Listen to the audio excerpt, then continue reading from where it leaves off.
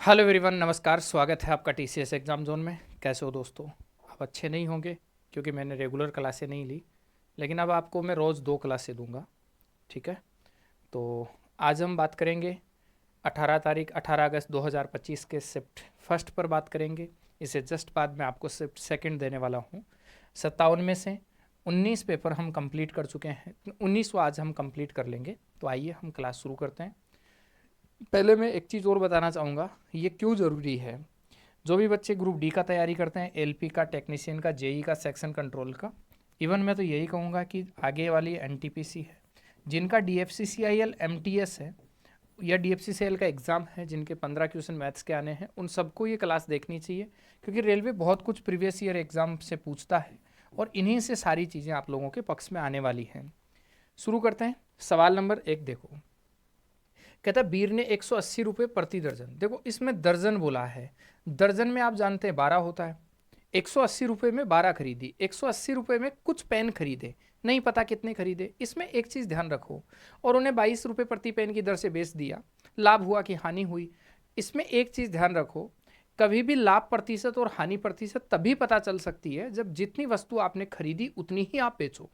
अगर आपने 10 वस्तु खरीदी तो 10 ही आपको बेचनी पड़ेंगी। अगर आपने एक खरीदी तो आपको एक बेचनी पड़ेगी।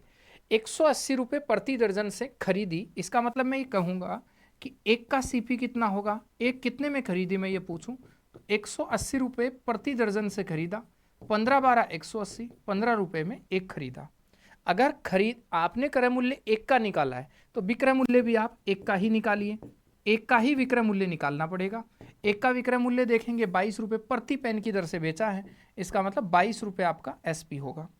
आप कोई भी देख के बता देंगे प्रॉफिट होगा कि लॉस होगा। प्रॉफिट होगा, कितना परसेंट प्रॉफिट होगा, मतलब लाभ होगा 7। प्रॉफिट होगा कितने पर, 15 पर, प्रतिशत के लिए 100 होगा। 5 तिया 15 होगा, 20 5 100 होगा। 20 7 140, 140 में हम भाग देंगे किसका, 3 का। 140 में अगर 3 का भाग दोगे तो 4 तिया कितना हो जाएगा, 12। पीछे बचेगा 2, 36 18, 46 कुछ करके ऑप्शन है, एक ही ऑप्शन है, 46.67 कर दो। यही आप लोगों का आंसर बन जाएगा।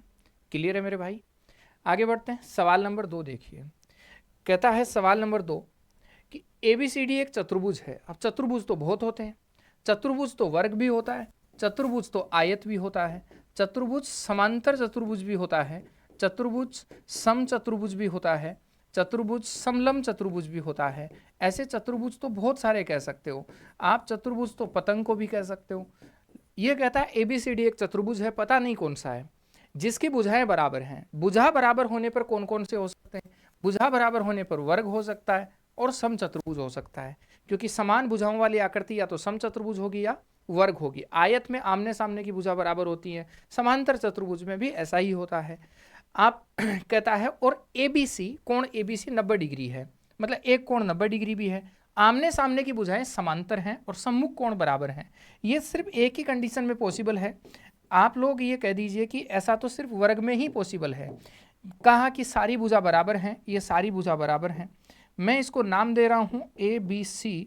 ये ए बी सी होगा, इसका कोण 90 डिग्री है। कहता है सम्मुख भुजाएं समांतर हैं, सारी भुजाएं समांतर होंगी, ये भुजा भी समांतर होंगी, और आमने सामने के कोण बराबर हैं। मतलब सिंपल सी बात है, ये 90 90 है तो ये भी कितने हो जाएंगे, 90 90 हो जाएंगे। और ऐसा कहोगे तो आप कहोगे कि एक प्रकार का क्या बनेगा, स्क्वायर बनेगा। ठीक, आगे बढ़ते हैं। यदि मेरी की वर्तमान आयु का 3 गुना दिया की वर्तमान आयु के 5 गुने से 29 वर्ष ज्यादा है। ध्यान से देखें, कहता है मेरी की वर्तमान आयु का 3 गुना लीजिए और दिया की वर्तमान आयु का 5 गुना लीजिए, तो आप पाएंगे कि मेरी की वर्तमान आयु का 3 गुना ज्यादा है। मतलब मैं ये कह सकता हूं कि मेरी का आयु का 3 गुना ज्यादा होगा दिया की वर्तमान आयु के 5 गुना से।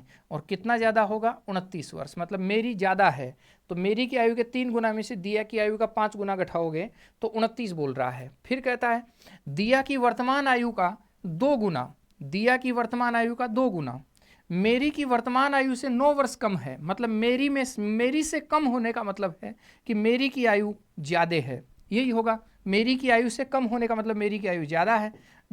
2D होगा, मतलब 2 दिया का इसमें दिया गया है, और बराबर कितना होगा, 9।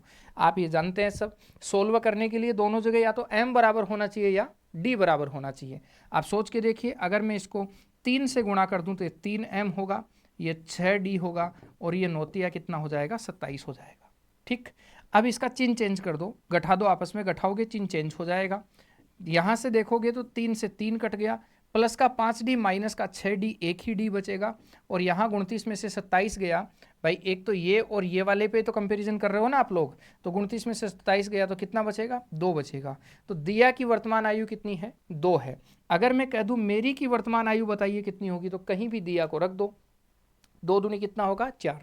4 को उठा के ये माइनस का 4 बना, उधर जाएगा प्लस का हो जाएगा, 9 और 4 कितना बन जाएगा, 13। दोनों की आयु आ गई। क्या पूछा है वो देखिए, कहता है मेरी और दिया के बीच वर्तमान अंतर बताइए कितना है। 11 साल का होगा तो उत्तर नंबर कितना बनेगा आपका, 4 नंबर बनेगा।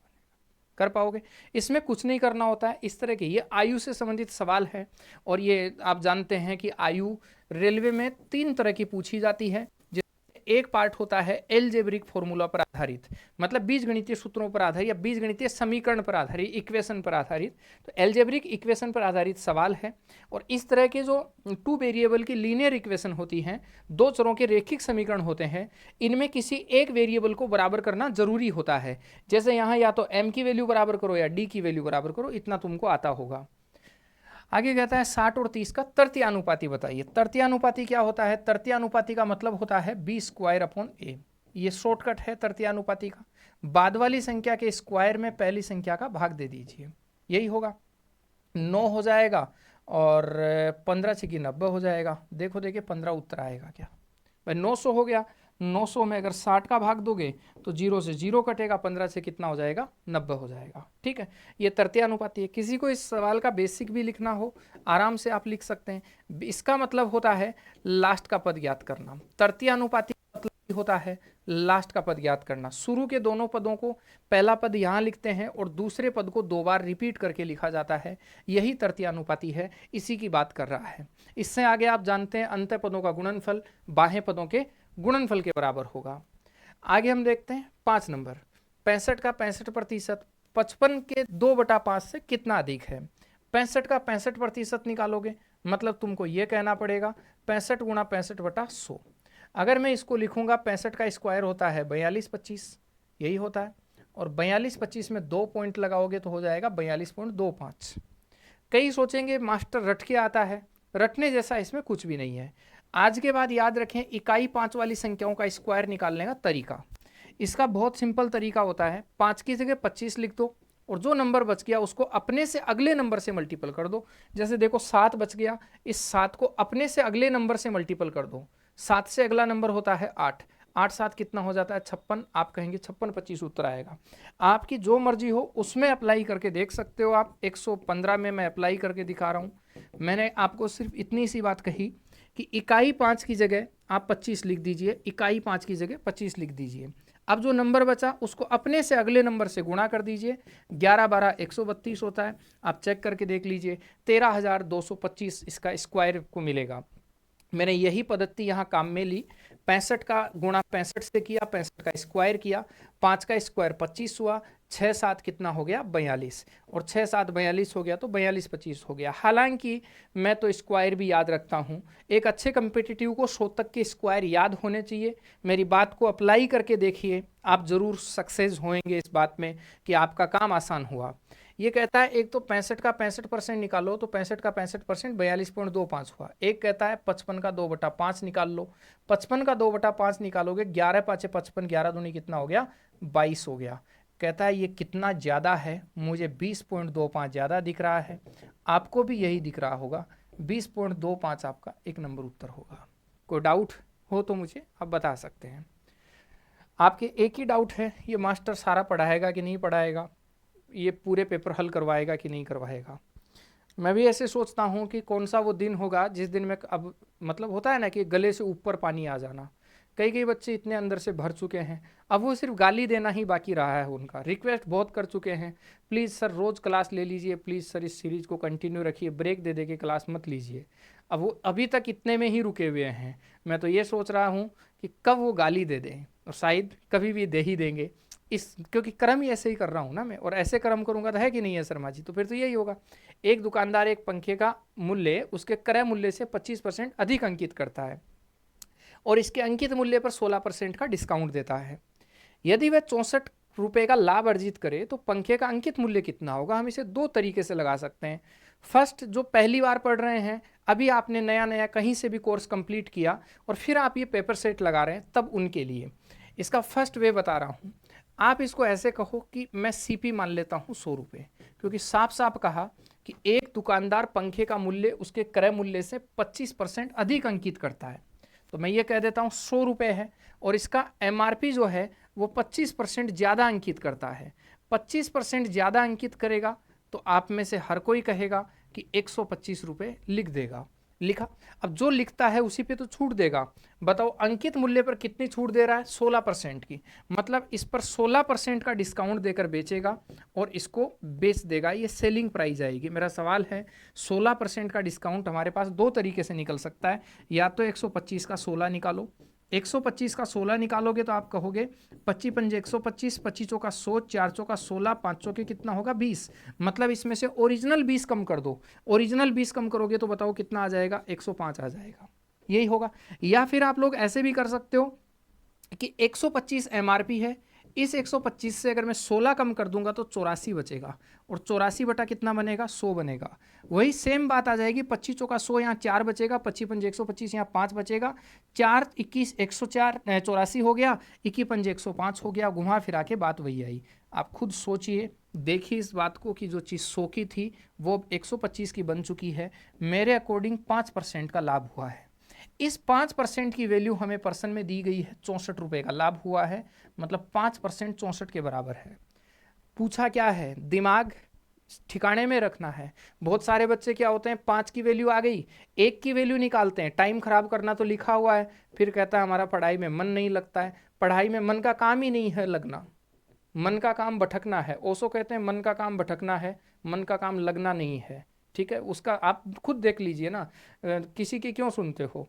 सुबह से शाम तक आपका मन कितनी जगह भटकता होगा, कितनी चीज़ें आप देखते होंगे, कहीं एक जगह आपका मन टिका है। मन की प्रकृति है, मन का लक्षण है भटकना, इसका काम भटकना है। तुम इसको एक जगह कंट्रोल करना चाहो ये नहीं होगा। लेकिन मन भी एक चीज़ का गुलाम है।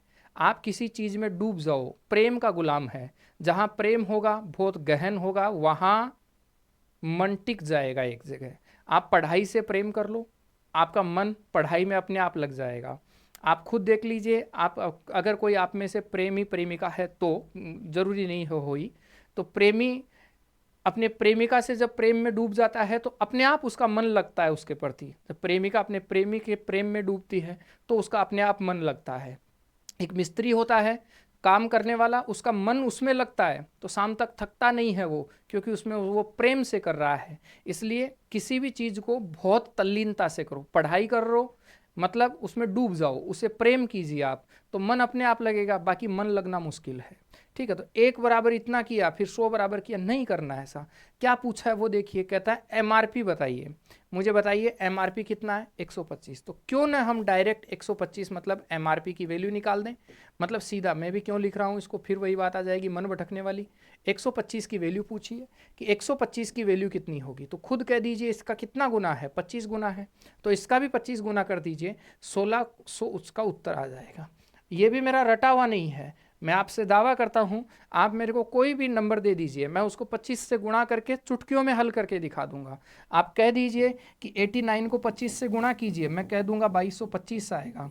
मुझे टाइम नहीं लगता मल्टीपल करने में, किसी को लगता है रट रखा होगा। मैं अब भी कह रहा हूँ, मैं दावे से कह रहा हूँ, आप मेरी कभी भी परीक्षा ले लीजिए, मैंने क्या किया है, मैंने इसको गुणा करके ही लिखा है। मेरे माइंड में प्रोसेस चलती है, एक रूप होता है कि किसी भी संख्या को 25 से गुणा करना हो, 2 जीरो लगा के 4 का भाग दे दो, ये शॉर्टकट है। मैंने क्या किया, 89 लिखते ही इसके आगे 2 जीरो लगाए, 2 जीरो लगाकर भाग देना शुरू किया। 4 दूनी 8, ये फिर 9 बचा, 4 दूनी 8, 1 बचा, तो 4 दूनी 8, यहाँ 2 बचा, 5 के 20। देखो उत्तर कितना आया, 2225 आया। आप कोई भी नंबर दे दो, ऐसा नहीं है आप कह दीजिए 99 को 25 से गुणा कीजिए, मैं आराम से कह दूंगा 2475 आएगा। तो मैंने भाग दिया है, मैंने प्रोसेस, आपको भरोसा नहीं होगा लेकिन यही वास्तविकता है कि मैंने 2 जीरो लगा के किसका भाग दिया है, 4 का भाग दिया है। ठीक है। और ये प्रोसेस कितने सेकंडों में हो सकती है? किसी किसी को लगता होगा, जो बच्चे मेरे से ऑफलाइन पढ़े हैं, मैं ऑफलाइन ही ज़्यादा पढ़ाया हूँ आज तक, तो उनको पता भी है, मैं खुद उनको सिखा देता हूँ ये टेक्निक। गुणा करना बहुत आसान है, चुटकियों में हम गुणा कर सकते हैं। खैर आगे बढ़ते हैं। अच्छा, इसका एक तरीका और बताना था, ठीक है। इसका एक और तरीका मैं आपको बता रहा हूँ, ज़्यादा बात कर गया हूँ इस पर्सन में।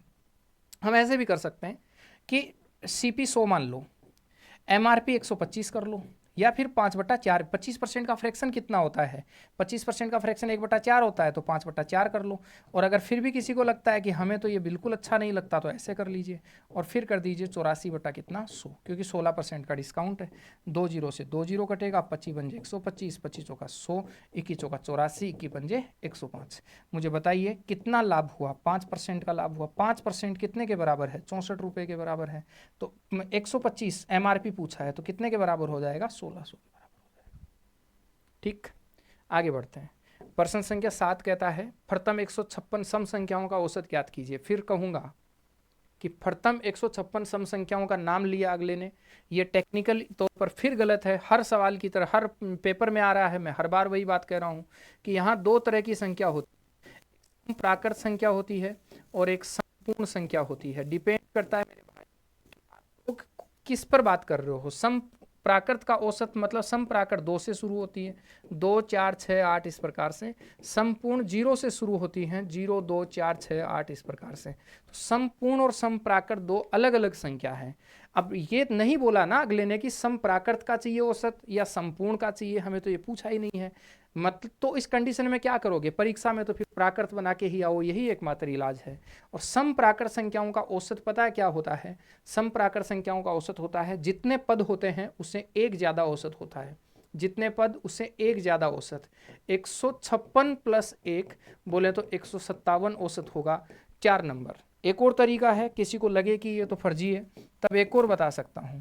आपको कुछ नहीं करना है, फर्स्ट सम संख्या लेनी है और जितने नंबर की यहाँ बात हो रही है वो लास्ट सम संख्या लेकर 2 का भाग देना है। फर्स्ट सम संख्या 2 गुणा 1 होगी और लास्ट की संख्या 2 गुणा 156वीं संख्या होगी, क्योंकि 156 संख्याओं का लेना है।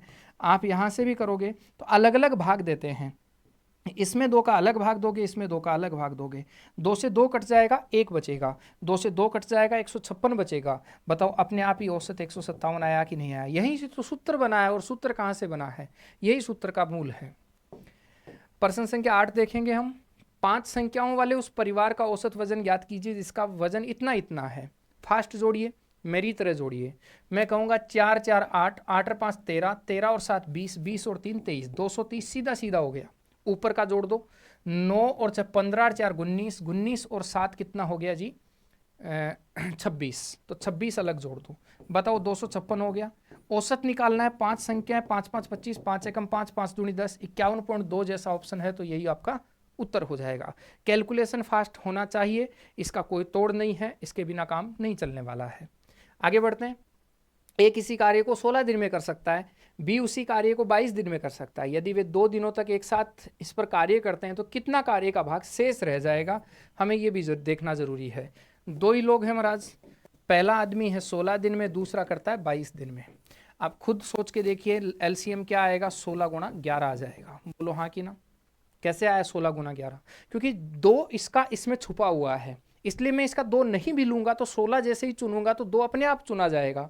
बचा है इसका 11, वो इसमें है नहीं, तो 16 गुणा 11 एलसीएम होगा। अगर मैं इफिशियंसी निकालने की बात करूं इनकी, तो देखो 16 से 16 कट जाएगा, इसकी इफिशियंसी कितनी आई? 11। यहाँ से 2 11 बार कट गया और फिर 16 को 2 से काटोगे, 8 इफिशियंसी आई। इसका मतलब है कि ए रोजाना का काम करता है 11 और बी रोजाना का काम करता है 8। अगर ए रोजाना 8 11 काम करता है, बी रोजाना 8 काम करता है, तो मैं पूछूं दोनों मिलके कितना काम करते हैं, तो आप कहेंगे 19 काम करते हैं। कहता है इन्होंने 2 दिन तक काम किया। आप मेरे भाई ये सारा 176 हो जाएगा, मल्टीपल कर लेना इसको, ठीक है। 2 दिन तक काम किया, तो मैं आपसे पूछ रहा हूं कि 2 दिन में कितना काम किया होगा? तो 2 दिन में आप कहेंगे गुरुजी 11 + 8 19 और 19 दूना 38 काम कर दिया। शेष काम कितना रह गया आप बता दीजिए। शेष काम देखेंगे तो 12 और ऊपर वाला हो गया 26। 26 में अगर 12 जोड़ देंगे तो हो जाएगा 38। 38 काम शेष रह गया है। हमें कहता है कितना भाग शेष रह गया? 38 काम से 138 घटाना था ना, तो 26 एक और 12 एक, तो 12 और 26 कितना होता है 38, तो 138 रह गया ना, 138 बच गया ना 176 में से। अरे महाराज 16 में से 8 गया तो 8 ही नहीं बचेगा, बैठा है यहाँ। और बटा कितना आ जाएगा 176। ठीक है, भाग भाई हमें ये बताना है ना कितना, काम तो 138 ही शेष रहा है एक्चुअल में, लेकिन कितने में से। हिस्सा बनाने के लिए टोटल को हमेशा नीचे लिख देते हैं तो वो भाग बन जाता है, कुल को नीचे लिख दो। यहाँ से 2 से अगर इसको काट दूँ मैं तो आ जाएगा 69, 2 से काट दूँ तो आ जाएगा 88, 69/88 है क्या, ये रहा। तो उत्तर क्या बन जाएगा, 1 नंबर। क्लियर बाबू बात, आगे बढ़िए। कहता है सोल्व कीजिए, इससे सोल्व करेंगे 3/2 का 3/2 होगा। देखो 8 एकम 8 और 5 13, मतलब ये हो गया 1/13/8, ऐसे ही होगा भाई। 8 एकम 8 और 5 13, 8 ऊपर चला जाएगा तो 8 बटा कितना आएगा 13, माइनस 4 बटा कितना आएगा 3 आएगा। आप एलसीएम बताइए, एलसीएम 13 दूनी 26 तिया 78, 2 का भाग देंगे 39, 3 117 होगा, 13 का भाग देंगे 13 6 78, 8 6 48 हो जाएगा, 3 का भाग देंगे 26 चौका 104 हो जाएगा। बहुत बढ़िया बात है। 117 और 148 देखेंगे तो 8 7 15 165, 165 में से 104 कम कर दोगे तो तुम कहोगे 61 बचेगा और बटा 78 बनेगा। 61/78 जैसा कोई ऑप्शन है क्या, देखो देखे, 1 नंबर आपका उत्तर आ रहा है। क्लियर बात सभी का, आगे बढ़ते हैं, नेक्स्ट देखते हैं। 600 रुपए के गिफ्ट पर 20% की एकल छूट और 10% और 10% की 2 क्रमिक छूट के बीच अंतर बताओ। मतलब अगला कहता है कि 600 रुपए की गिफ्ट पर एक छूट तो दें केवल ही 20% की, या फिर 2 छूट दें 10% और 10% की 2 क्रमिक छूट दें, ऐसे बनाएं।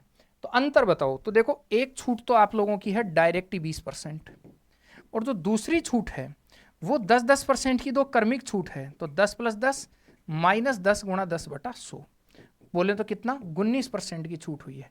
मेरे भाई 2 क्रमिक छूट की एकल छूट बनाने का तरीका होता है a + b माइनस AB/100%।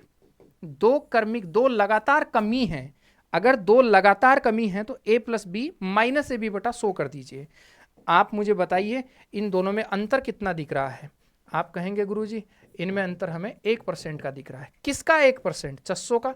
तो आप कह देंगे 600 का 1% अगर करोगे तो कितना रुपया आएगा, 6 रुपया। 6 रुपया बोले तो उत्तर कितना आ जाएगा, 2। बताइए मुझे पेन फ्री सवाल है कि नहीं है। आगे बढ़ते हैं प्रश्न संख्या 12 पे। कहता है पाइप पी किसी टैंक का 4/9 भाग 20 घंटे में भर सकता है। देखो 4/9 भाग 20 घंटे में भर सकता है, तो 4 एकम 4 500 के 20 और 9 पंजे 45। तो बताइए पी जो है वो 45 घंटे में भरेगा। अब हम बात करते हैं क्यों की। क्यों उसी टैंक का 2/9 भाग 30 घंटे में भर सकता है। 2 से काटेंगे 15, 15 को 9 को उठा के गुणा करो तो 15 नाम 135, मतलब क्यों पूरी टंकी भरेगा 135 घंटे में। एलसीएम, अच्छा और भी है क्या, आर भी है अभी। कहता है पी और क्यू दोनों को 3 घंटे के लिए चालू रखा जाता है, फिर दोनों को बंद कर दिया जाता है, मतलब एक बार काम दोनों का ही है। दोनों का हो जाएगा 135 ही एलसीएम आ जाएगा। अगर इफिशियंसी देखें तो हर किसी को ये समझ में आएगा कि 45 तिया 135 और 135 एकम 135, मतलब पी पानी भरेगा 3 लीटर और क्यू पानी भरेगा 4 लीटर। बढ़ते हैं आगे। पी और क्यू दोनों को 3 घंटे के लिए चालू रखा जाता है, तो मैं ऐसे कहता हूँ कि एक पाइप पी है और एक पाइप क्यू है। ये 1 घंटे में दोनों मिलके, आराम से देखो, 1 घंटे में दोनों मिलके 3 और 1 4 लीटर पानी डालेंगे। इनको खुला रखा जाता है 3 घंटे के लिए, तो 3 घंटे में ये पानी डाल देंगे 12 लीटर। जैसे टंकी पूरी मान लो कितने लीटर की है, 135 लीटर की, ये 12 लीटर पानी डाल देंगे। तो ऐसे दोनों को 3 घंटे के लिए खुला रखा, 3 घंटे के लिए खुला रखा, तो आप इसने टंकी भर गई पूरी कितने लीटर, 12 लीटर टंकी भर गई। फिर कहता है फिर दोनों को बंद कर दिया जाता है। दोनों को बंद करेगा तो इसको भी बंद कर दो और इसको भी बंद कर दो, मतलब ऊपर से पानी नहीं आ रहा है। फिर पाइप आर को अकेले चालू किया जाता है, जो पानी के टैंक के पानी को 4 घंटे में खाली कर देता है।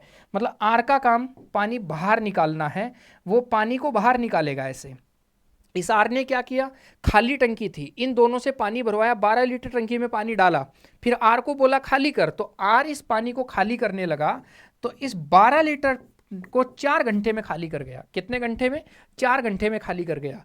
तो आप मुझे बताओ आर की कैपेसिटी 1 4 तिया 12, आर हर घंटे 3 लीटर पानी खाली कर सकता है कि नहीं कर सकता? तो आर की क्षमता कितनी होगी? आप बोलेंगे, मैं लिख देता हूँ, आर की क्षमता हो जाएगी 12 लीटर पानी 4 घंटे में खाली करेगा, तो 3 लीटर खाली करने की कैपेसिटी हो जाएगी। हमें कहता है अगर पी क्यू आर तीनों को एक साथ खोल दिया जाए तो कितने समय में भरेगा? तो आप मुझे बताइए, पी भरेगा 3 लीटर, आर भरेगा 1 लीटर, और ये पी भरेगा 3 लीटर, क्यू भरेगा 1 लीटर, आर खाली कर देगा 3 लीटर। तो आप मुझे बताओ 3 से 3 कट के ले दे के हर 1 घंटे में 1 लीटर पानी बचेगा। अगर हर घंटे में 1 लीटर पानी बचेगा तो 135 लीटर भरने में 135 घंटे लगेंगे। आप कहेंगे हाँ सर, उत्तर कितना हो जाएगा? 135। कोई डाउट है तो आप मुझे कमेंट में लिख सकते हैं। प्रश्न संख्या 13, 57 की पावर -9 भाग 57 की पावर 4 गुणा 57 की पावर -10। आधार समान हो, भाग में हो, गांठें घटती है।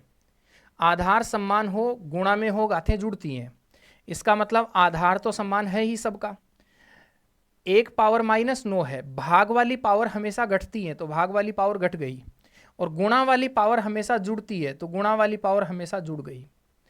ठीक है, तो आप बोलेंगे 57 की पावर -9 -4 -10, बोले तो 57 की पावर माइनस कितना आ गया? 23 है। ऑप्शन ये रहा, 4 नंबर उत्तर हो गया। आगे बढ़िए। दिया गया है कि 132 की पावर 0.14 बराबर अक्स है, 132 की पावर 0.26 बराबर वाई है। अक्स की पावर जेड बराबर वाई का स्क्वायर है, जेड का मान बताइए। देखो मेरे दिमाग में शॉर्टकट बैठा हुआ है इसका, कि इस तरह के प्रश्नों में अगर आपको जेड का वैल्यू चाहिए, इस जेड का वैल्यू चाहिए, तो वाई की जो भी पावर है उसके डबल में इसका भाग दे दो, अक्स वाली पावर का भाग दे दो। वाई की डबल पावर में अक्स का भाग दे दो, वाई की जो भी पावर है उसके डबल में अक्स का भाग दे दीजिए। पॉइंट से पॉइंट कट जाएगा या 7 बार कटेगा, 7 21, 3 से शुरू होने वाला ये भी नहीं है, ये भी नहीं है, यही उत्तर हो गया। आप कहेंगे सर बेसिक से बताइए, आपकी ज़रूर आवश्यकता की पूर्ति की जाएगी, ये तो मेरे हाथ में ही है। अगला कहता है अक्स की पावर जेड बराबर वाई की पावर 2 है, यही बोला है लास्ट ही लास्ट में। अक्स की जगह अक्स वाले वैल्यू को क्यों नहीं रख देते तुम?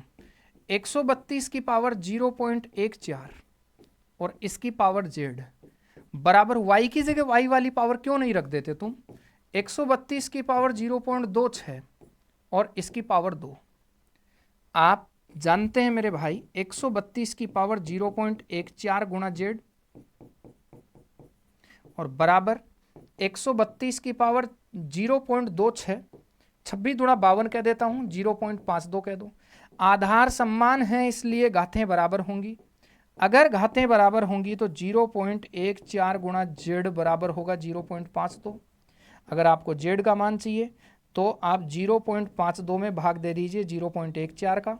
14 तिया 42, 3 से शुरू होने वाला एक ही ऑप्शन है, वही हमारा आंसर हो जाएगा। क्या ऐसे समझ गए?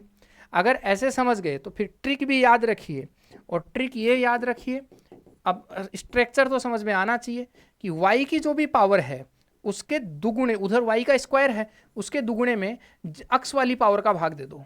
यहाँ पावर्स की बात हो रही है, इसका भाग दे दो, जल्दी उत्तर आ जाएगा। कहता है संख्याओं 6.3 और 0.07 का एलसीएम बताइए। देखो इसका गलत तरीका क्या होता है पहले मैं आपको बताता हूँ। बहुत सारे भाई आज भी इस तरीके को फॉलो करते हैं और परीक्षा में गलत कर देते हैं। टेक्नीशियन का पेपर लगा था 2024 में, आप उठाइए टेक्नीशियन का पेपर, उसका एलसीएम एचसीएफ उठाइए, उसमें आपको कम से कम 5-6 सवाल मिलेंगे। ऐसे सबको लगा के देखिए, तुमने आज तक जो पढ़ा वो गलत है, उस तरीके से सवाल ही गलत है। ज़्यादातर लोग क्या करते हैं, इसका 0.07 का एलसीएम बताइए हमें ये कहा गया, तो वो भाई क्या करते हैं, इधर करेंगे, इसका पॉइंट हटा के कहते हैं नॉर्मल संख्या मान लो, नॉर्मल संख्या का एलसीएम लगा लो। नॉर्मल संख्या का एलसीएम लगाया 63। सही उत्तर बोलेंगे तो सही उत्तर होगा 6। दोनों में न्यूनतम पॉइंट किसके पास है? जितना पॉइंट लगा दो न्यूनतम पॉइंट इसी के पास है। यही हमारा उत्तर हो गया। मतलब उत्तर तो हो गया, मैंने कहा तरीका गलत है, उत्तर गलत नहीं बताया मैंने, तरीका गलत बताया है। ध्यान रखें, तरीका गलत होने पर बात करिए, न कि उत्तर पर। सही उत्तर, सही तरीका की बात करूं, सही तरीका इसका क्या है, चाहे एलसीएम पूछे चाहे एचसीएफ पूछे, आज के बाद आप लोगों को जो भी नंबर दिए हैं सभी में पॉइंट बराबर करो, सभी में पॉइंट बराबर करें, पॉइंट समान करके करें। ठीक, जैसे इसमें एक ही पॉइंट है तो तो आप इसमें 2 पॉइंट लगा लो, इसमें तो पहले से ही 2 पॉइंट हैं, 0.07 कर लो, ठीक। अब इनका एलसीएम निकाल लो। अब एलसीएम निकालने के लिए आपको पॉइंट पर तो ध्यान ही नहीं देना है ना। 630 बन गया एक नंबर और एक नंबर 7 बन गया, पूरी तरह इसको डिवाइड कर रहा है, मतलब एलसीएम 630 ही होगा। अब सब में 2-2 पॉइंट है, 2 ही पॉइंट यहाँ है, 2 ही पॉइंट यहाँ है, तो एलसीएम में भी तो 2 ही पॉइंट होंगे। 6.3 लिख दो कि 6.30 लिख दो, बात एक ही है। उत्तर कितना बन जाएगा? 4 नंबर बन जाएगा। आप कहेंगे कि गुरुजी उत्तर दोनों का सही है, फिर आपने ये कैसे कह दिया कि तरीका गलत है? मैं अब भी कह रहा हूँ, एनटीपीसी के जो पीछे के पेपर हम लगा चुके हैं उन पेपर्स को लगाइए, आपको खुद को लगेगा कि यार जो तरीका हम लगाते थे यहाँ तुक्के से जो बात सही हो गई, ये तो गलत उत्तर दे रहा है उन प्रश्नों के। मैं अब भी आपको कह रहा हूँ कि ये वैसे ही काम करता है। बार बार मेरे पास एक उदाहरण है, 19 में 95 का भाग देंगे। सही तरीका क्या होता है? 19 से कम 19, 19 5 95, यही सही होता है। लेकिन 19 में अगर हम 95 का भाग दें महाराज, तो बताओ 9 से 9 कट गया तो 1/5, उत्तर तो 1/5 ही आया। आप तो क्या इसको सही ठहरा दोगे आप? नहीं, मुझे नहीं लगता ये तरीका सही है। ये संयोग से, तुक्के से बनी हुई चीज़ है। अगर कभी कभी तुक्का सेट हो जाए तो वो तरीका सही नहीं मान लिया जाता है। ऐसा ही तुक्का यहाँ सेट हो गया है, ठीक है। तो इतना भी शॉर्टकट में नहीं जाना है, तरीकों पे पहचानिए, तरीकों को देखिए। अगला प्रश्न है हमारे पास 16। 112 किलोमीटर की दूरी तय करने में सलज को केविन से 3 घंटे अधिक लगते हैं। मतलब एग्जामिनर क्या सोच के ऐसे लिखता है? भारत में चलते हैं ऐसे नाम? चलते होंगे, हमारे राजस्थान में नहीं चलते हैं ऐसे नाम, ठीक है, बिल्कुल नहीं चलते हैं। हमारे राजस्थान के नामों की महिमा ही अलग है। अगर थोड़े पुराने नामों में जाओगे तो बड़े आनंददायक नाम हैं, ऐसे नाम जिनको सुन के भी सुकून मिलता है। आजकल तो फिर भी चौंचलेबाजी हो गई, तो छोटे छोटे नाम निकाल रहे हैं, मॉडर्न नाम निकाल रहे हैं। 112 किलोमीटर की दूरी तय करने में सलज को केविन से 3 घंटे ज़्यादा लगते हैं। सलज अपनी चाल को डबल कर लेता है। देखो यहाँ एक चीज़ देखो, यहाँ सलज को ही ज़्यादा लग रहा था, किससे? केविन से। मतलब यहाँ केविन फिक्स है, कोई केविन है, इसको ऐसे समझो। ये थोड़ा सा समझने लायक सवाल है, मैं आपको आराम से समझाता हूँ। केविन से 3 घंटे ज़्यादा लगते हैं, मतलब केविन अपनी एक रफ्तार से जा रहा है, फिक्स एक रफ्तार से चले जा रहा है केविन, प्रॉपर एक रफ्तार से चल रहा है। सलज क्या कर रहा है? 112 किलोमीटर की दूरी तय करने में केविन से 3 घंटे ज़्यादा लगाता है, मतलब वो पीछे चल रहा है, इसलिए उसको 3 घंटे ज़्यादा लग गए। उसको लगा, ईगो हर्ट हो गया उसका। उसने क्या किया? अपनी चाल डबल कर दी। सलज ने अपनी चाल तुरंत डबल कर दी। इसका मतलब केविन ने अपनी चाल में कोई छेड़खानी नहीं की है, केविन अपनी निश्चित स्पीड से चल रहा था। सलज जब 80 किलोमीटर प्रति घंटे की गति से चल रहा था तो इस केविन से 3 घंटे ज़्यादा ले रहा था, मतलब 3 घंटे पीछे रह रहा था। या ऐसे कह दो, एस की स्पीड से चल रहा था तो इस केविन से 3 घंटे ज़्यादा ले रहा था। केविन जितना टाइम ले रहा था उससे 3 घंटे ज़्यादा ले रहा था। सलज ने अपनी चाल अचानक से डबल कर ली और एस की जगह 2s किलोमीटर प्रति घंटे की रफ्तार से चलने लग गया, तो उसको केविन से 5 घंटे कम लगे। आपको मैं इतना सा सवाल पूछना चाह रहा हूँ कि पहले लगता था 3 घंटे ज़्यादा, अब लगा 5 घंटे कम, टोटल कितना फासला बन गया? आप कहेंगे 8 घंटे का फासला बन गया। ये 8 घंटे का फासला क्यों बना? मैं इस क्यों का जवाब आप जहां वहीं भी बैठकर इसको पढ़ रहे हैं, जिस भी राज्य से इसको पढ़ रहे हैं, वहां बैठे बैठे खुद से जवाब लीजिए। ये 8 घंटे का फासला क्यों लगा? आपके मन में आवाज़ आएगी कि एस की जगह 2s चाल हो गई, उसने अपनी चाल डबल कर ली।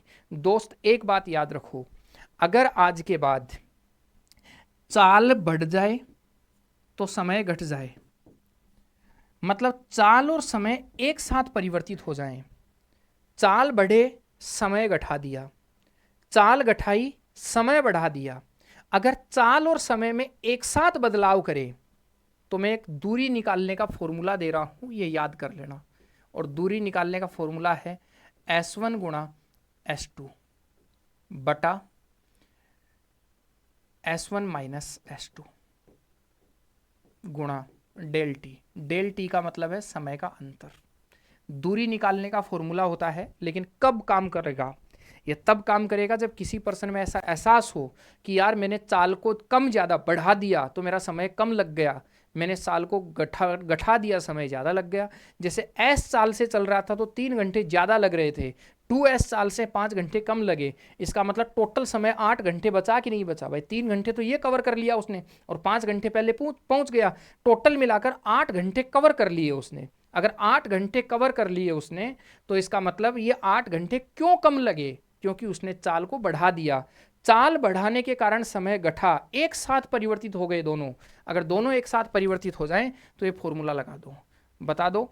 s की जगह लिखोगे s, और s2 की जगह लिखोगे 2s। मैंने s और 2s मानी है चाल, यही तो थी, बटा दोनों में अंतर बताओ। s और 2s में अंतर तो s का ही रहेगा, सही कह रहा हूं, गुणा डेल t, दोनों में अंतर 8 घंटे का है, और बराबर कितना आ गया 12।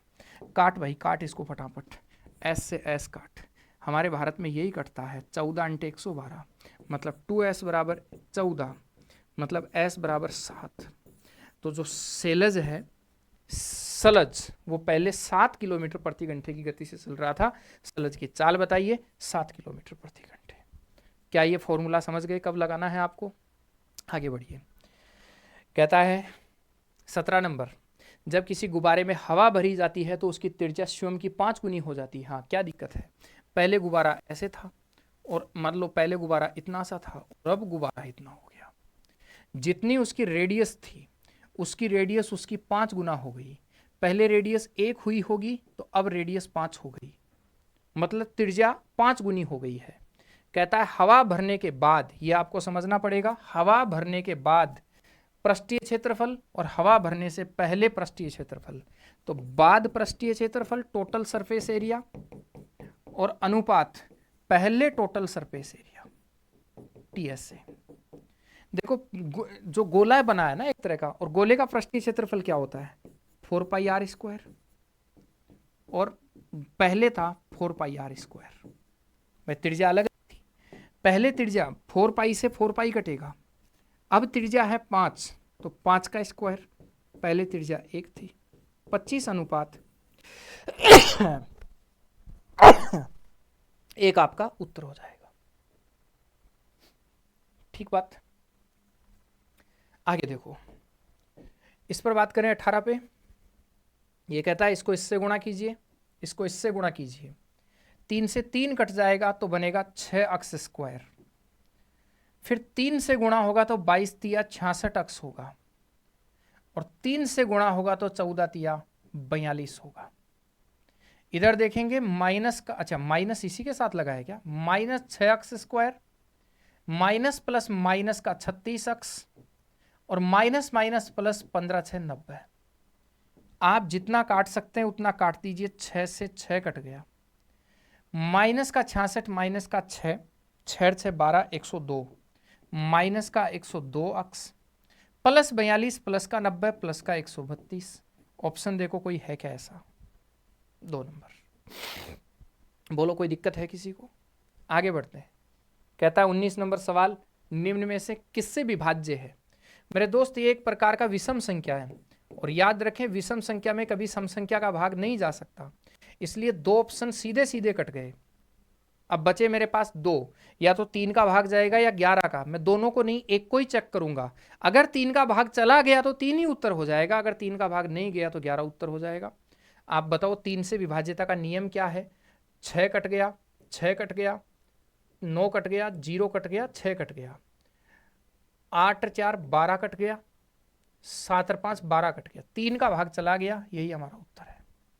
अंकों का योग 3 से विभाजित हो जाए, पूरी संख्या 3 से विभाजित होगी। फिर बड़ा सा सवाल है, सपना ने 20,900 की राशि को साधारण ब्याज पर आंशिक रूप से 10% वार्षिक और आंशिक रूप से 9% वार्षिक दर पर निवेश किया। यदि 8 वर्ष के बाद दोनों निवेशों से समान ब्याज प्राप्त हो, बहुत बढ़िया, साधारण ब्याज है क्या? साधारण ब्याज का सवाल, और साधारण ब्याज में समान ब्याज वाले प्रश्न है। साधारण ब्याज वाले में समान ब्याज वाले प्रश्नों को कैसे लगाया जाता है, पहले आप इसका बेसिक समझो। टोटल धनराशि है 20,900, 20,900 के 2 टुकड़े बनाए अगले ने। मैं कह देता हूं पहला टुकड़ा A रुपए का बना और दूसरा टुकड़ा B रुपए का बना। ये जो A रुपया है ये 10% की दर से उधार दिया, और B रुपया 9% की दर से उधार दिया। ये भी 8 वर्ष के लिए उधार दिया, और ये भी 8 वर्ष के लिए उधार दिया। ये कहता है इससे जो SI मिलेगा वही SI इससे मिलने वाला है, दोनों का साधारण ब्याज बराबर है, यही कहना चाह रहा है। क्या वो छोड़ो उधर, मैं सॉल्यूशन यहाँ कर रहा हूँ इसका। क्या मैं ऐसा नहीं कह सकता कि इस A रुपए का 10% की दर से 8 साल का ब्याज बराबर होगा 20 रुपये का 9% की दर से 8 साल के ब्याज के। आप कहेंगे हाँ गुरुजी। मैं कहूँगा 8 से 8 कट जाएगा, A अनुपात B बोल दीजिए क्या होगा, आमने सामने का मान 9:10 होगा। पहले जगह 9 रुपये लगाया, दूसरी जगह 10 रुपये लगाया। अगर पहली जगह 9 रुपये, दूसरी जगह 10 रुपये, दोनों जगह 19 रुपये लगाए, 19 रुपये 20,900 के बराबर है। तो मुझे बताइए एक बराबर किसके होगा, 19 से कम 19 और 19 से कम 19, एक बराबर 1100 के होगा। क्या पूछा हमें, कहता है 10% वार्षिक ब्याज की दर से, तो 10% वार्षिक ब्याज की दर से तो ए तो लगाया है, मतलब हमें ए के बारे में पूछा है। मुझे बताइए 9 गुणा 1100, क्योंकि ए का मान तो 9 ही है, 9 गुणा 1100 बोले तो 9900 आपका उत्तर होगा कि नहीं होगा। क्या बात समझ गए। अब मैं आपको शॉर्टकट देता हूं, परीक्षा में इस तरह के सवालों को कैसे उड़ाओगे। अगर समान साधारण ब्याज की बात हो और समय समान हो दोनों ही के लिए, तो इन दोनों दरों का उल्टा कर लो। इन दोनों दरों का, जैसे 10-9 की जगह 9-10 का अनुपात बना लो और बांट दो इस राशि को, उत्तर आ गया। ठीक है, लेकिन समय समान होना चाहिए। आगे बढ़िए जी। कोई व्यक्ति ऋण चुकाने के लिए अपने मासिक वेतन से 33% के बराबर मासिक भुगतान करता है।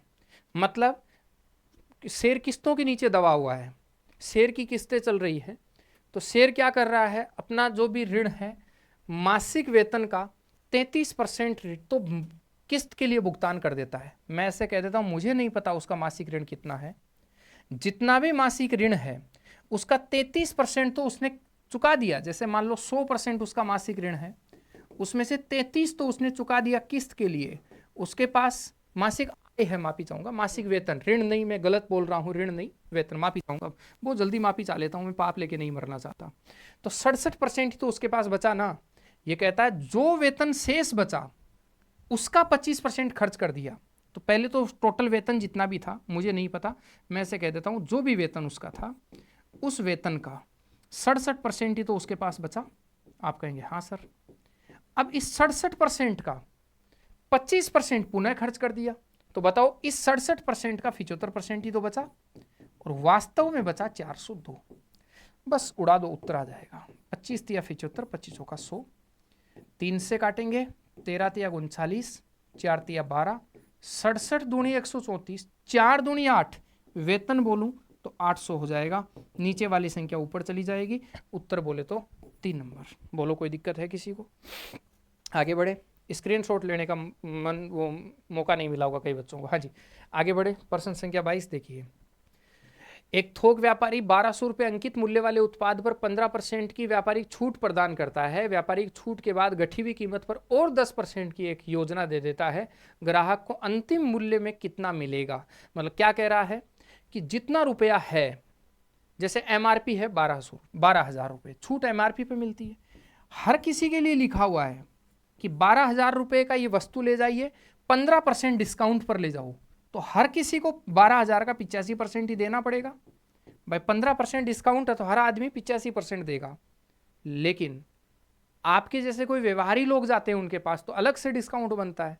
तो वो क्या करते हैं, जो गठी हुई कीमत थी, तो गठी हुई कीमत तो यही होगी 12,000 का 85%, इस पर 10% और छूट देगा, तो इसका पुनः 90% ही बचेगा कि नहीं बचेगा। बस हल कर दो। मुझे दिख रहा है 4 0 से 4 0 उड़ा हुआ, और मुझे ये भी दिख रहा है कि मेरा उत्तर 9 का मल्टीपल होगा। आपको बार बार चीजों को आदत में लाना होगा। जब तक आप आदत नहीं बनाओगे, किसी को सिर्फ वीडियो देख लेने से कि 9 का गुरुजी ने मल्टीपल देखा, गुरुजी के 9 का मल्टीपल देखने से परीक्षा में आपका सवाल सही नहीं होगा। आपको खुद को बार बार अप्लाई करके देखना पड़ेगा। आप पढ़ाई ऐसे करो कि तुम्हारी बॉडी पढ़ाई की आदी हो जाए। मैं उदाहरण के तौर पर समझाता हूं आपको। आप जब कभी जाते हैं किसी रास्ते से, मान लीजिए आप किसी भी एक ऑफिस में जाते हैं, आपको रोज किसी कोचिंग में जाना है। आप पहले दिन जब कोचिंग में जाते हो तो आप बड़ा सावधानी से रास्ता देख देख के जाते हो। दूसरे दिन आते हो तो आधा रास्ता तो जरूरत नहीं पड़ती है आपको सावधानी की, लेकिन जैसे ही कोचिंग के आसपास आते हो आपको फिर सावधानी बरतनी पड़ती है। धीरे धीरे धीरे धीरे क्या होता है, महीने 2 महीने आप रेगुलर आते हो। अब आपका दिमाग नहीं काम कर रहा है, आपकी सिर्फ बॉडी काम कर रही है। आप क्या करोगे, आप फोन कान के लगाए हो, बाइक चला रहे हो, आपका ध्यान कहीं बातों में है, लेकिन आप सीधे कोचिंग के सामने ही बाइक लाके रोकोगे। आप महसूस कीजिए कभी क्या आपका ध्यान आया, क्या आपने बीच में एक भी जगह ध्यान दिया इस बात पर? आप पैदल भी आ रहे हो, दो जने बात करते करते आ रहे हैं, वो दोनों आपस में पूरी तरह बातों में मशगूल हैं, लेकिन किसी ने भी वो रास्ता भटका, किसी का भी रास्ता भटका। कहीं ऐसा हुआ कि बीच में कोई हॉस्टल पड़ा और उस हॉस्टल में घुस गया हो, किसी के कमरे में घुस गया हो? ऐसा नहीं हुआ। कोचिंग में भी इवन जिस रूम में रोज बैठते हैं, जिस रूम में क्लास लगती है, सीधे उसी रूम में जाएंगे। कभी ऐसा हुआ कि दूसरे रूम में घुस गए? नहीं। लेकिन दिमाग ने तो काम ही नहीं किया। फिर कैसे घुस गए? क्योंकि आपने रोज रोज अभ्यास करके बॉडी को आदी बना लिया, और जब बॉडी आदी हो जाती है किसी चीज़ की तो फिर दिमाग को फ्री कर देती है। वो कहती है अब तेरी ज़रूरत नहीं है, मैं तेरे बिना ही काम कर दूंगी। आप पढ़ाई में यही कीजिए।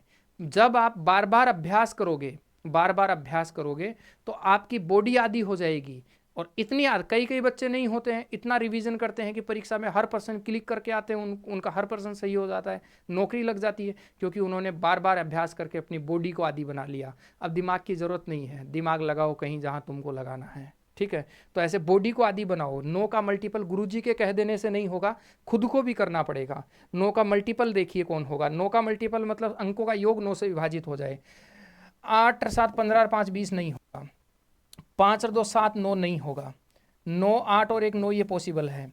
8 4 12 नहीं होगा। यही आपका उत्तर हो जाएगा। मल्टीपल करने की जरूरत नहीं थी। बहरहाल आगे बढ़िए, बहुत ज्ञान दे दिया है। यदि k गुणा sine a minus 2 sine cube a बटा 2 sine cos cube a minus cos a बराबर 1 है, तो बताइए k का मान क्या होगा? बड़ा अच्छा सवाल है। इसको देख के आगे जाने का मन करता है। 8 वाले विद्यार्थियों को तो पक्का आगे जाने का मन करता है, क्योंकि 8 लिया ही इसलिए क्योंकि हमें ट्रिग्नोमेट्री और एलजेब्रा नहीं आई। अगर 10वीं क्लास में हमें ट्रिग्नोमेट्री और एलजेब्रा आ जाती तो 8 के बजाय हम भी मैथ लेते, ऐसा फील करते हैं। सोचिए अगर मैं इसको उठा के उधर ले जाऊँ, 1 से गुणा कर दूँ, तो आप सॉल्यूशन ध्यान से देखना।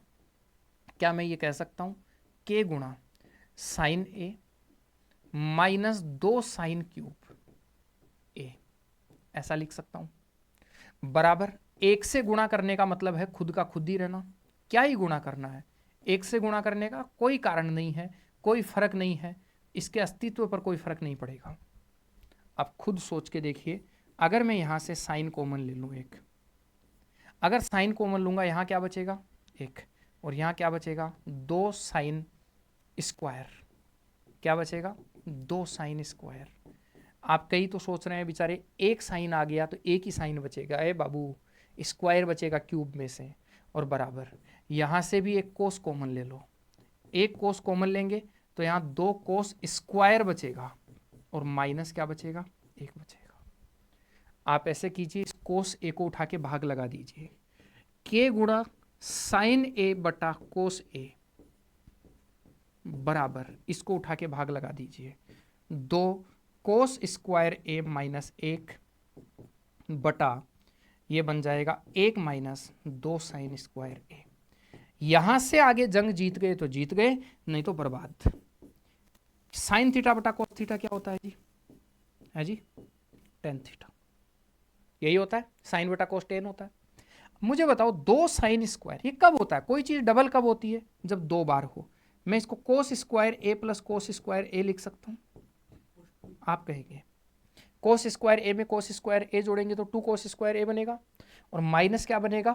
1 बनेगा, बटा 1 माइनस माइनस का 2 साइन स्क्वायर ए है, तो माइनस का साइन स्क्वायर ए और माइनस का साइन स्क्वायर ए कह सकता हूं। आप मुझे हाँ ना में जवाब दे दीजिए। आप कहेंगे हाँ सर। अगर ऐसा कह सकते हैं तो मेरे दोस्त इधर हल कर रहा हूं, आप समझना। k गुणा 10a बराबर, समझना मेरी बात को। आप ये जानते हैं, ये तो हो गया कोस स्क्वायर ए, तो ये तो हो गया कोस स्क्वायर ए माइनस। अच्छा, आप कहेंगे देखो इसका वैल्यू क्या होता है? इसकी जगह हम लिख सकते हैं माइनस साइन स्क्वायर ए। क्या लिखा जा सकता है? माइनस साइन स्क्वायर ए लिखा जा सकता है। कैसे लिखा जा सकता है मैं बताऊंगा, अधूरा नहीं छोड़ूंगा। किसको नहीं आता? Sine square theta plus cos square theta बराबर 1 होता है। बोलो हाँ कि ना। अगर मैं इस 1 को उठा के इधर ले आऊं और इस साइन को उठा के उधर ले जाऊं तो बताओ कोस स्क्वायर ए, कोस स्क्वायर थीटा माइनस 1, इसको उठा के इधर ले आया और ये प्लस का साइन उधर चला गया तो माइनस का साइन स्क्वायर थीटा बना कि नहीं बना। जहां कहीं कोस स्क्वायर थीटा माइनस 1 लिखा हो वहां माइनस साइन स्क्वायर थीटा लिख सकते हो। कोस स्क्वायर ए माइनस 1 की जगह जैसे यहाँ लिखा वैसे माइनस साइन स्क्वायर ए लिख दिया। क्या बात समझ में आई? अगर मेरे दोस्त ये समझ में आ गई तो आप लोग अब नीचे देखो, 1 माइनस साइन स्क्वायर ए किसके बराबर होता है? कोस स्क्वायर ए के। किसके होता है? कोस स्क्वायर ए के। इसका वैल्यू जानते हो, कोस स्क्वायर थीटा होता है। सेम उसी फॉर्मूले को देख लो, और माइनस साइन स्क्वायर ए है। आप मुझे बताइए, यहां से अगर मैं इसको काट दूं तो सेम ही तो संख्या है। अगर सेम संख्या है तो k गुणा टेन ए बराबर क्या बचा? 1। k बराबर क्या होगा? 1/10a, और 1/10a को क्या लिख सकते हो? कोट ए लिख सकते हो। और कोट ए लिखने का मतलब उत्तर क्या लिख सकते हो? 4 नंबर लिख सकते हो। हाँ महाराज, क्या कह रहा था बीच में? वो आपकी इच्छा है, ठीक है जी। आगे देखो, कहता 2 क्रमागत, कितना टाइम हो गया हमारी क्लास को? 50 मिनट हुआ है जी, कर देंगे। 2 क्रमागत समप्राकृत संख्याओं के वर्गों का योगफल 2452 है। संख्याओं का योगफल बताइए। मैं ट्रिक देता हूं इस सवाल की, बहुत शानदार। अगर क्रमागत सम प्राकृत संख्याओं के वर्गों का योग हो तो जो भी वर्गों का योग दिया है उसमें से 4 माइनस करके 2 का भाग दे दो। 2448 का आधा होगा 1224। 4 माइनस करके, मैं बेसिक भी बता दूंगा, जो करना चाहिए कर लेना। 4 माइनस करके 2 का भाग दे दो। फिर इस 1248 के ऐसे टुकड़े तोड़ो जिनको गुणा करने पर ऐसी 2 सम संख्या लो, दोनों की दोनों सम संख्या लो, लगातार सम संख्या लो। इसके ऐसे टुकड़े तोड़ो कि लगातार सम संख्या बन सके, कोई 2 लगातार। तो मैं जब इसके टुकड़े तोड़ना शुरू करूंगा तो देखो, इसको अगर मैं ऐसे सोचूं कि मैं 4 से तोड़ देता हूं, अगर 4 से तोड़ूंगा, 4 तिया 12 और 6 चौका 24, फिर 4 गुणा, अगर 9 से तोड़ूंगा तो मैं यही कहूंगा कि 9 तिया 27, 9 चौका 36, फिर 9, देखो हो गया ना, 9 चौका 36 और 34। तो बताओ 36 और 34 हुआ कि नहीं हुआ? क्या दोनों लगातार प्राकृत संख्या नहीं है, सम संख्या नहीं है? अगर लगातार प्राकृत संख्या तो संख्याओं का योग बताइए। मतलब आपको कहता है 36 और 34 को जोड़कर बताइए, बताओ कितना हो जाएगा? 70। क्या सीखे? मैं सिखाता हूं दोबारा आपको। अगर आज के बाद ऐसे सम प्राकृत संख्याओं के वर्गों का योगफल दिया हो तो आपको जो भी वर्गों का योगफल दिया है उसमें से 4 घटा के आधा करना है। जो भी दिया है उसमें से 4 घटा के आधा करना है, फिर उसके टुकड़े तोड़ने हैं और ऐसा 2 कॉम्बिनेशन बनाना है कि वो दोनों लगातार सम संख्या बन जाएं। ऐसा कोई तोड़ मोड़ के कॉम्बिनेशन बना लो। सबसे बेस्ट तो ये है। अगर किसी को चाहिए कि नहीं, हमें आत्मा की शांति नहीं है, तो आत्मा की शांति जरूरी है, मरने के बाद पड़ोसी को परेशान करोगे। देखो, आप ऐसे भी बना सकते हो, एक संख्या अक्स ले लो तो अक्स का स्क्वायर, और एक संख्या अक्स प्लस 2 ले लो, क्योंकि वर्गों सम संख्याओं में 2 का फर्क होता है। अक्स प्लस 2 का स्क्वायर बराबर आ गया 2400, बराबर 2400 कितना? 52। इसको सोल्व कर लो, मुझे कोई आपत्ति नहीं है, ये बेसिक है इसका। आगे बढ़िए, प्रश्न संख्या 25 कहता है किसी बैंक ने 625 की धनराशि वार्षिक रूप से संयोजित होने पर 16% वार्षिक ब्याज दर पर निवेश की जाती है। देखो, इसमें वार्षिक रूप से संयोजित होना शब्द लिखा है, इसका मतलब ये प्रश्न किसका है? बताओ, चक्रवर्ती ब्याज का। किसका प्रश्न है? चक्रवर्ती ब्याज का प्रश्न है। कहता 16% वार्षिक ब्याज दर पर। 16% वार्षिक ब्याज दर का मतलब है कि मूलधन अनुपात मिश्र धन। इसका मतलब है कि 100 रुपए अगर मूलधन लगाओगे तो 116 मिश्र धन बनेगा। 116 क्या बनेगा? मिश्र धन बनेगा। आप खुद बताइए, 100 इसका अनुपात बनाओ, 116, 100/116 बराबर इसके ऊपर कितनी पावर लगाऊं, क्योंकि समय की पावर ही तो लगती है।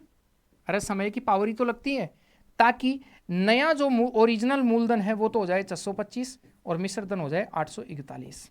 आप आराम से देखो, मैं अगर इसको काटूं तो गुणती चौका 116 और 25 चौका 100। आप ये सब जानते हैं, 25/29 की पावर t बराबर 25/29 की पावर 2। इसका मतलब समय कितना साल हो गया? 2 साल। बोलो हाँ कि ना।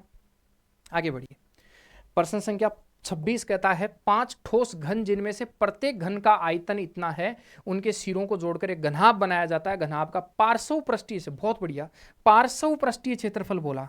मेरे दोस्त, पहली चीज ये समझ लीजिए, इसमें चारों दीवारों का क्षेत्रफल पूछा है। इसका मतलब है चारों दीवारों का क्षेत्रफल पूछा है, चारों दीवारों का क्षेत्रफल पूछा है, संपूर्ण पृष्ठीय क्षेत्रफल नहीं पूछा है, ये आप ध्यान रखेंगे। संपूर्ण पृष्ठीय क्षेत्र, पार्श्व पृष्ठीय क्षेत्रफल का मतलब होता है चारों दीवारों का क्षेत्रफल। अब चारों दीवारों का मतलब क्या हुआ? तुम जिस कमरे में बैठ के पढ़ रहे हो, ऐसा तो है नहीं कि किसी ट्यूब लाइट के नीचे बैठ के, स्ट्रीट लाइट के नीचे बैठ के पढ़ रहे हैं। आप जिस भी लाइब्रेरी में रूम में हैं, आप सोच के देखिए, चारों दीवारों पे सिर्फ कलर करना है। एक किसको छोड़ोगे? फर्श को। एक किसको छोड़, माफी चाहूंगा, छत को छोड़ोगे, और किसको छोड़ोगे? फर्श को छोड़ दोगे। आपके यहाँ घन कितने हैं पहले ये देखो। टोटल घन ऐड हुए हैं कितने? 5। तो ऐसे कह दो घन तो बराबर ही होते हैं, 1 2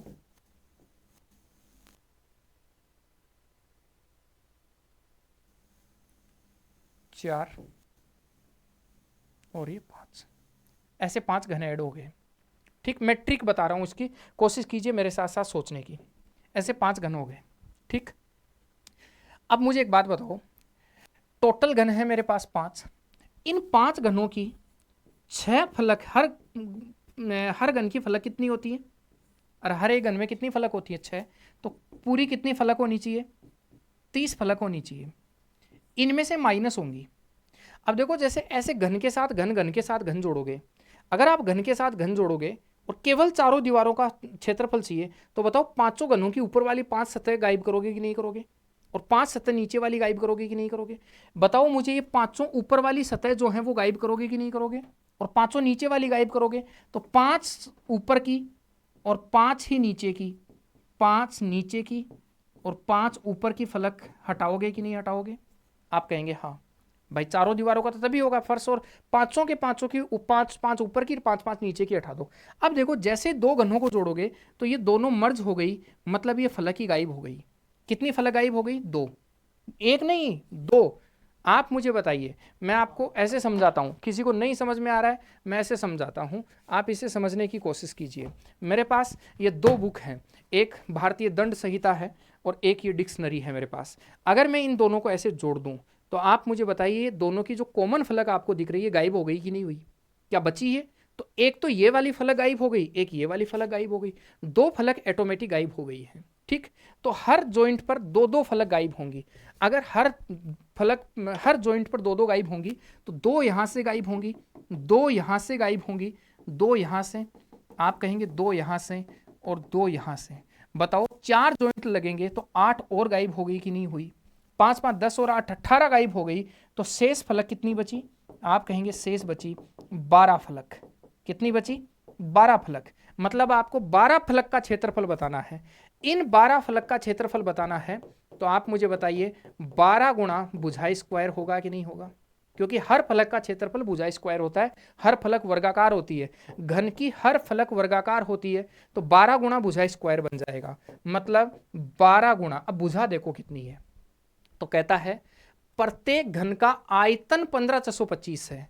मुझे बताओ, आयतन अगर 15/625 है तो किसका क्यूब होता है? क्योंकि भुजा क्यूब होता है ना, आयतन तो किसका क्यूब होता है? तो आप बोलेंगे 25 का क्यूब 15/625 होता है, तो भुजा 25 आई कि नहीं आई? अगर भुजा 25 है तो 25 के स्क्वायर से गुणा कर दो। 25 के स्क्वायर से गुणा करोगे, 12 को 25 से गुणा करोगे 300, 300 को 25 से और गुणा करोगे तो 7500। 7500 जैसा ऑप्शन है क्या? एक 3 नंबर उत्तर हो गया। बहुत बढ़िया सवाल है। अगर आपने संपूर्ण पृष्ठीय क्षेत्रफल निकालने की कोशिश की, तो आपके सिर्फ 8 ही गायब करोगे आप, 8 ये मर्ज 8 फलक ही गायब करोगे, तुम ये ऊपर नीचे वाली गायब नहीं करोगे संपूर्ण में, तो फलक बच जाएंगी 22। और 22 को 25 गुणा 25 से गुणा करोगे तो यहां तो 25 का मल्टीपल 1 ही है, इसमें 11 का भाग जाता नहीं, मतलब तुम्हारा ऑप्शन ही गायब है। तो थोड़ा सा समझो, बुद्धि लगानी है, जल्दबाजी नहीं करनी है। अगला सवाल देखेंगे हम। एम और एन एक व्यवसाय शुरू करते हैं। एम 6 महीने के लिए एन के निवेश से 49,000 ज्यादा निवेश करता है। मतलब एम और एन के निवेश का गैप दे रखा है हमें। ठीक, एन 7, देखो एम 6 महीने के लिए निवेश कर रहा है, एन 7 महीने के लिए निवेश कर रहा है। कुल लाभ 3519 में से एम का हिस्सा एन के हिस्से से 207 रुपये ज्यादा है। एम की पूंजी बताओ। देखो भाई, एक बात आप सब जानते हैं कि पूंजी को अगर मैं समय से गुणा कर दूं, तो पूंजी और समय के गुणनफल का जो अनुपात बनता है, वही अनुपात लाभ का बनता है। पार्टनरशिप का नियम है, पूंजी और समय के गुणनफल का जो अनुपात बनता है वही लाभ का अनुपात बनता है। यही पार्टनरशिप का नियम है। आपको अगर मैं कह दूं कि सिर्फ मुझे पूंजी का अनुपात चाहिए, तो तुम्हारे को जो भी लाभ का अनुपात दिया है उसमें आपको समय का भाग देना पड़ेगा। मतलब हमें कहता है एम द्वारा निवेशित पूंजी बताइए, एम की पूंजी चाहिए तुमको, तो लाभ चाहिए एम का, और एम और एन का अनुपात में आपको लाभ बटा समय बनाना है। तो एम का और एन का समय तो है हमारे पास, एम का और एन का लाभ कहाँ है, तो लाभ थोड़ा सा टुकड़ों में दे रखा है। लाभ के लिए क्या बोल रखा है, देखो कि कुल लाभ 3519 में से, मतलब ये हुआ कि एम और एन का, मैं यहाँ लाभ की बात कर रहा हूं, आप ये कह सकते हो कि एम और एन का जो लाभ है वो एम और एन का लाभ है 3500 कितना 19। इस लाभ में से एम का हिस्सा एन के हिस्से से 207 रुपए ज्यादा है। इसका मतलब एम और एन के बीच का गैप 207 है। एक संख्या का दूसरी संख्या से ज्यादा होना और कम होना गैप को बताता है, मतलब दोनों में गैप है 207 का। अगर दोनों में गैप 207 का है तो इसका अनुपात ही बना लो तुम, और पक्का बनेगा, टेंशन करने की बात नहीं है। 17 दूनी 34, 119 बच गया, 17 संते 119, मतलब अनुपात बनेगा 17:1। अगर अनुपात 17:1 बनेगा, मतलब एम और एन का लाभ जो है, एम प्लस एन का जो लाभ है वो 17 है और एम माइनस एन का लाभ 1 है। हमें एम प्लस एन और एम माइनस एन नहीं चाहिए, हमें एम और एन चाहिए। याद रखें आज के बाद, मेरी गणित कहती है कि अगर दो संख्याओं का योग और उन्हीं संख्याओं का अंतर दिया हो, तो बड़ी संख्या निकालने के लिए योग और अंतर दोनों को जोड़कर 2 का भाग दिया जाता है, और छोटी संख्या निकालने के लिए योग और अंतर दोनों को घटा के 2 का भाग दिया जाता है। 17 और 1 18, 18 में 2 का भाग देंगे 9, 17 में से 1 गया 16, 16 में 2 का भाग देंगे 8। मतलब इनका जो लाभ आया है मेरे दोस्त, वो लाभ आया है 9 और 8। हमें लाभ नहीं, हमें पूंजी का अनुपात चाहिए। उधर देखो पूंजी का अनुपात चाहिए, तो जो लाभ का अनुपात बना उसमें अपने अपने समय का भाग दो, अपने अपने समय का भाग देंगे 8/7। इसको अगर सरल कर लोगे, या यहीं से सरल कर देता हूं मैं, यहां से काटो 3 तिया 9, 3 6, 8 दूनी 16, 7 तिया 21। इसको सरल करने पे 21:16 आएगा। मतलब एम ने जो पूंजी लगाई वो 21 लगाई, एन ने जो पूंजी लगाई वो 16 लगाई।